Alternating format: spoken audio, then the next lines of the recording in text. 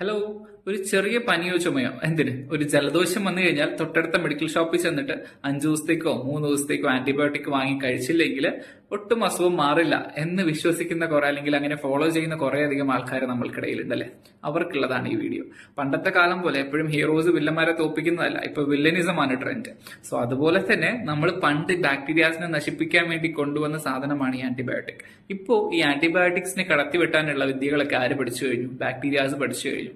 So antibiotic resistance, നമ്മൾ അനാവശ്യമായിട്ട് കുറെ ആന്റിബയോട്ടിക്സ് ഇങ്ങനെ റെഗുലർലി യൂസ് ചെയ്യുമ്പോൾ നമ്മുടെ ബോഡി അതിന് യൂസ് ആവുകയാണ്. അതുപോലെ തന്നെ ആ ഒരു പവറിനെ, ഇഫക്റ്റ് ഓഫ് ആ ഒരു ആന്റിബയോട്ടിക്സിനെ ഓവർകം ചെയ്യാനുള്ള പവർ ബാക്ടീരിയാസ് ഡെവലപ്പ് ചെയ്തു ഓവർ ഡേയ്സ്, അല്ലെങ്കിൽ അത്രയും ദിവസങ്ങൾ അത് യൂസ്ഡ് ആയി വരുന്ന സമയത്ത്. സോ ഒരു എമർജൻസി വരുമ്പോൾ, ഏതെങ്കിലും ഇൻഫെക്ഷൻസ് വരുന്ന സമയത്ത് നമുക്ക് ആന്റിബയോട്ടിക്സ് യൂസ് ചെയ്യേണ്ട സിറ്റുവേഷൻ വരുന്ന സമയത്ത് അത്രയും ഇഫക്റ്റീവ് ആയിട്ട് ആ ഒരു മെഡിസിൻസ് അവിടെ ആക്ട് ചെയ്യില്ല എന്നുള്ളതാണ് ഇതിന്റെ ദോഷവശം. സോ